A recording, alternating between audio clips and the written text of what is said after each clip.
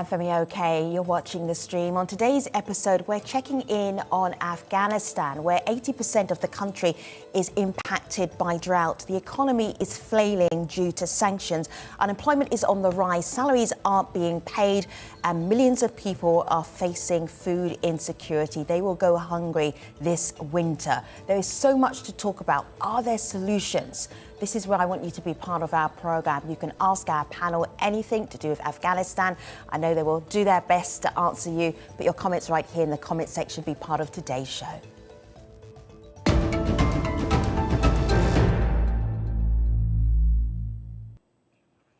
And meet our panel. Ali, Shelley, Suleiman, so good to have you on the stream. Ali, welcome back. Please remind our audience who you are, what you do. I'm Ali LATIFI. I'm the online correspondent for Al Jazeera English covering Afghanistan. Good to have you. Hello, Shelley. Welcome back to the stream. Remind our audience who you are and what you do. SHELLEY THAKRAL, I'm the World Food Programme spokesperson for Afghanistan, based in Kabul. Good to have you. Suleiman, welcome to the stream. Introduce yourself to our international audience. Sure. Salam and hello. I'm Suleiman bin Shah. I was Deputy Minister of Industry and Commerce until August 15 this year of Afghanistan. I'm going to start, Guess, with DEBORAH LYONS. She is the UN Secretary General's Special Representative for Afghanistan. I want to ask you what you feel is the most pressing problem, challenge that Afghanistan is facing right now. This is DEBORAH LYONS, and she points her finger at the economy. Let's have a look. Let's have a listen. The financial sanctions applied to Afghanistan have paralyzed the banking system, affecting every aspect of the economy. GDP has contracted by an estimated 40%. Cash is severely limited. Traders cannot obtain letters of credit. People who have worked and saved for years cannot access their savings. Civil servants' salaries cannot be paid in full, if at all. Hospitals are running out of medicine and turning away patients. Prices have gone up as goods have become scarcer, instituting a punishing tax on the poorest and most vulnerable Afghans. That is quite a list of the impact of sanctions. Ali, is that where you would start our conversation today? Is that the biggest, most pressing issue, the sanctions on Afghanistan? Yes, and I think Ms. Lyons actually put it perfectly. You know, all of the points that she hit, it shows exactly what has happened in only 4 or 5 months' time. And the other thing that, we have to point out is that she made this statement at the United Nations, and many of the bodies and nations involved in the decision that led to these sanctions were in attendance at the United Nations, or are members of the United Nations, or affiliated with the United Nations. And yet it seems like all of these calls are falling on deaf ears. As she said, this has amounted to attacks on the poorest people. It's not the Taliban leadership that's suffering. The Taliban leadership lived for years in Doha with no problems. They lived in Dubai. Their families lived in Dubai. They had shelter in Iran. They had shelter in Pakistan. They had no problems financially, and they have no problems financially now. But the people who have problems financially in Afghanistan currently are the citizens of Afghanistan, including what would have been called the quote-unquote middle class only 6 months ago. It's the poorest of the poor, and even people like Suleiman, who would have had stable, decent jobs with some kind of an income. Now, they don't know, how much longer they can afford to feed their families or pay their rent. Suleiman, you better speak up. Ali brought you into the conversation. Go ahead. First of all, thanks for having me. The list of problems that, mentioned in the report and now by Ali, I think is experienced every day by everybody in Afghanistan. I've been speaking to many different people across Afghanistan for the last 4 months, and the list of issues that come to us every day is sometimes beyond imagination. It's the people who at the end of the day are suffering political decisions made in Kabul, Doha, Washington, D.C., and many other capitals of the world. And that kind of has developed this new conversation outside on the street, people almost discussing whether we really need international relations, whether we really need engagement with the international community, that the peace agreement signed in Doha would result into something like this. the humanitarian catastrophe that you can see in Afghanistan, we are experiencing in Afghanistan, is unfortunately an ugly disgrace to the blood of martyrs, to the blood of people, of precious lives that we have lost in the last 20 years, whether the American lives, the Afghan lives, or any other lives who were sacrificed in the last 20 years. So I believe, right now, whenever there is a talk and people try to hide the real problem of people suffering in Afghanistan, which was in the past, and we have so many challenges in the future, without keeping that in consideration and just focusing on political objectives, makes it very, very hopeless for the Afghan nation, unfortunately. Shelley, I've got two thoughts I want to share with you, then you can bounce off them with what you're doing right now in Afghanistan with the World Food Programme. So back here on my laptop, I've got Martin on Twitter. Martin says, I don't see the use of suspending the aid because at the end of the day, it's not the Taliban who are suffering. They are starving innocent people. That's happening now. And then I'm going to go to a lecturer at the University of Afghanistan who is working to bring food aid to people in Afghanistan. Have a listen to what he has to say, and then I'd love you to pick up immediately afterwards.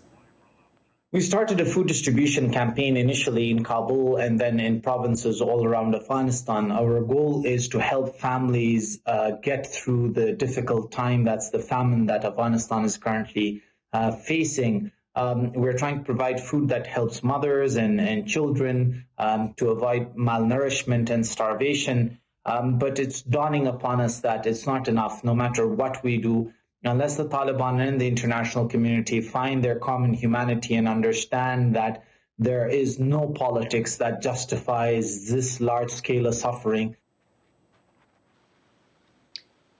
Yeah, don't punish children. It's an economic freefall, and this catastrophe, as the economy disintegrates, we've seen the currency drop by 25%. Bread, the cost of bread, it has doubled. That's a staple diet for families. WFP, the World Food Programme, has fed 15 million people this year. We have to scale up to 23 million people in 2022. It's winter, it's cold. When we meet people, I was up in Badakhshan last week, I met a farmer who told me, I've lived through 19 governments, but I've never seen a day where it's so hard on me and my family. And this was his first time where he needed support from the World Food Programme. So his family have been affected by war, they've been affected by the drought, and now by the economic crisis. I asked him, well, surely there's peace now, right? Isn't that better? He looked at me and he said, what I'm facing at this moment, this hunger, not being able to put food in front of my family, the war was probably better. Ali, I'm just looking at a post that you shared on Twitter, and it's a website that I recommend, and a Twitter feed I recommend everybody look at, called Everyday Kandahar. So this is a very common sight in Afghan cities. In Kabul, people began doing this along some of the busiest streets back in August, and now we're in December. So here's this man. He's selling the last few bits and pieces in his house to feed his family. And you say this is common. How common is it, Ali? It's unbelievably common. It's when I was still in the Emirate, up until mid-September, every street you would go on, the biggest neighborhoods in Kabul, there would be people, there would be the sides of the streets, there would be refrigerators and microwaves and vacuum cleaners and dishes and knives and forks and rugs and carpets, just whatever people could find, they were selling. And the one thing that I pointed out about that picture from Everyday Kandahar is, if you look at it, it's the bare bones left in his house. It's the most simple, most basic objects. These weren't the refrigerators, these weren't the flat screen TVs, these weren't the rugs and the carpets. These were like the most basic utensils, the most basic supplies. So what does that say? A, it says that he's down to like the very last things in his house. And B, that he probably didn't have very much to begin with. Because all of these problems that we're talking about, they existed over the last 20 years. But what's happened is that now they've compounded and they've sort of went into overdrive in just 4 months' time. You know, the economy was already in shambles. It was already artificial. And then when you take away all of the foreign money and all of the aid, this is what you get. You get people selling literally the most basic supplies in their house to try and feed their children. So, Suleiman, the stream asked the IMF about withholding money. And this is what they told us. I'm going to share part of their statement with you. I'm sure you're familiar with why certain big organizations who previously put money into Afghanistan are withdrawing it right now. As is always the case, the IMF is guided by the views of the international community, since there continues to be a lack of clarity within the international community regarding recognition of a government in Afghanistan. Our engagement remains paused. Suleiman. I think this is the perfect example of what I wanted to say earlier, that we have reached to a point, the Afghan nation has reached to a point where, believe me or not, we just don't want any engagement anymore. I mean, what did the engagement brought us in the first place? You know, the Afghan people are now blamed that, you know, simply because they could not get up, they could not get up against the armed Taliban. They conquered Afghanistan province by province and finally came to Kabul and finally into the presidential palace. And somehow I think the international community now expects that, you know, we would have, the US forces were here, other nations were here, their diplomatic personnel was here, their militaries were here, and everything was happening right in front of our eyes. I simply remember August 15, when I was getting out of the palace and I was making my way in the mayhem back to my office. I think I can recall every single thing that I just said to you. We had an agreement we saw an agreement in 2018 where Taliban sat with the Americans, tough negotiations for all parties involved. I believe was a recognition when they signed the peace deal. It was a recognition in that time. And so everything that followed is basically implementation of that document. If you look and refer to that document, and we don't even know what the annexes had, but in my view, that was kind of a recognition, and whatever, you know, happened after that. August 15 was something probably unimaginable. I agree.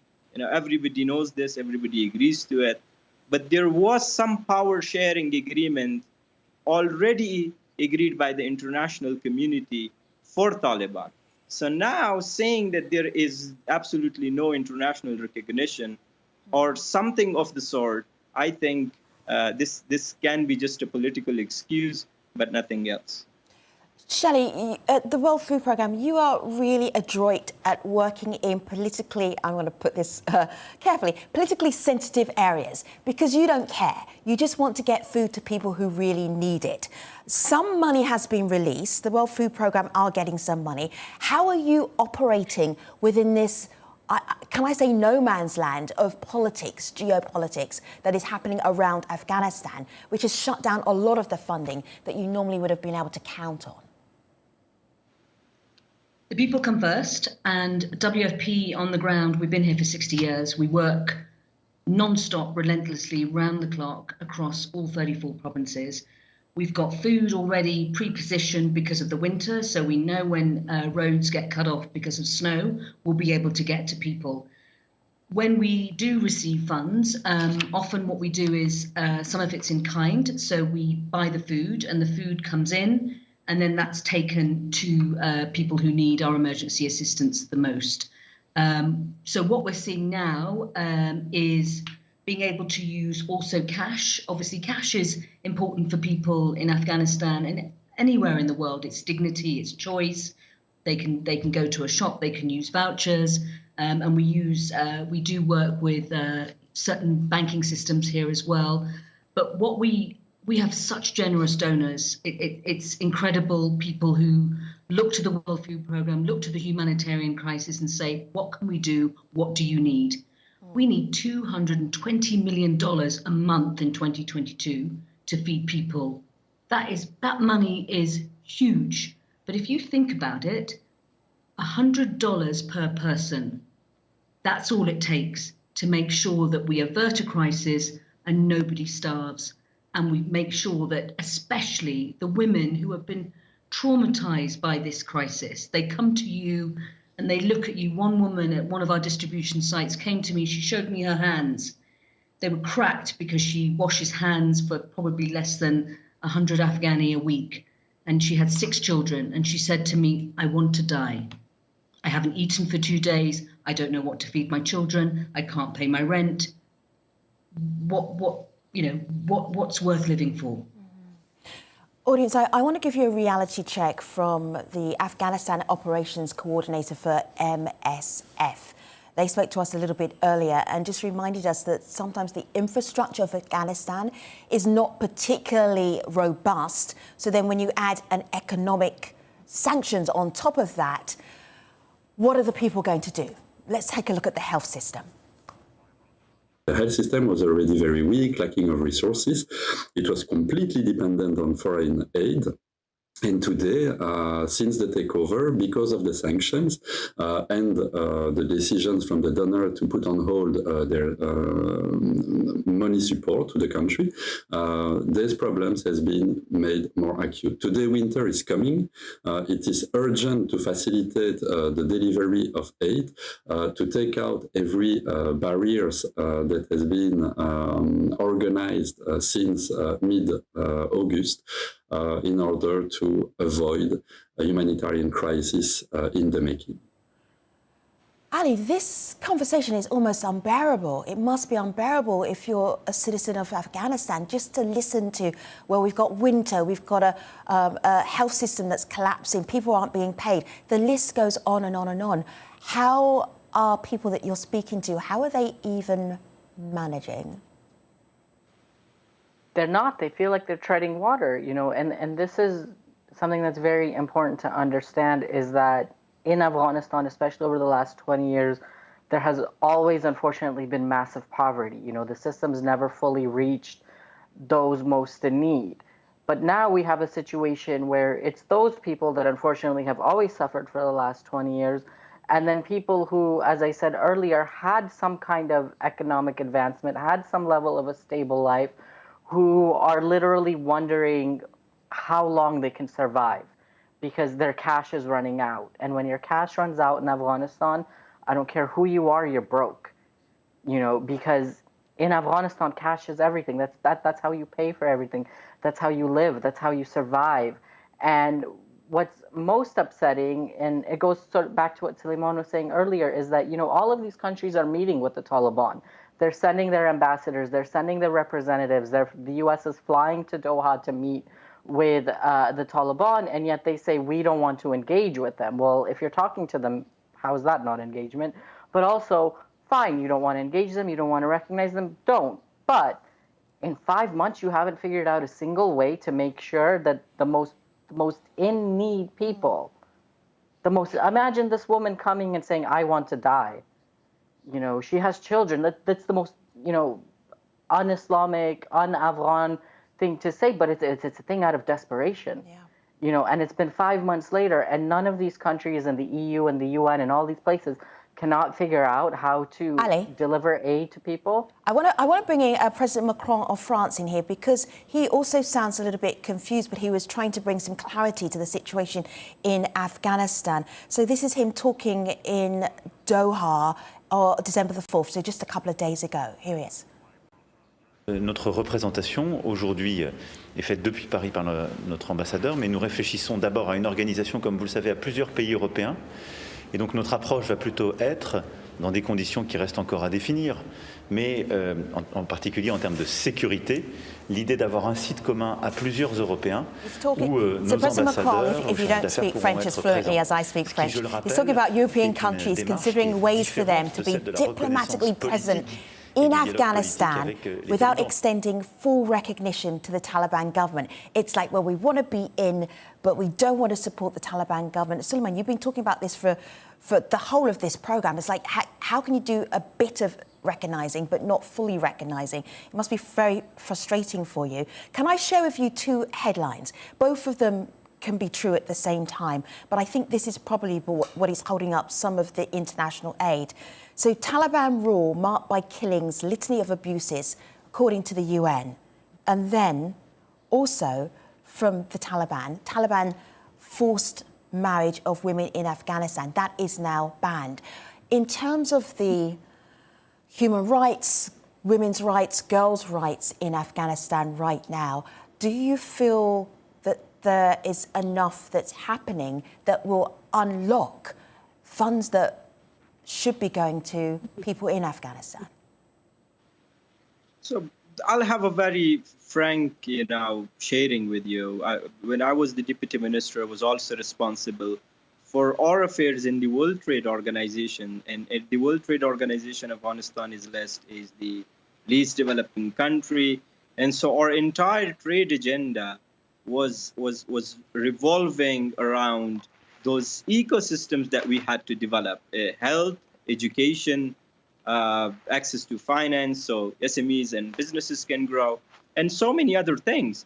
Now, when we talk about the stoppage or pause in the development and progress of all these ecosystems, including access to education, whether girls or boys, whether in Kabul or remote areas, health services, any single step that we could take, one can argue that the last 20 years we had so many other problems like corruption, and there was no progress at all that we ideally wanted.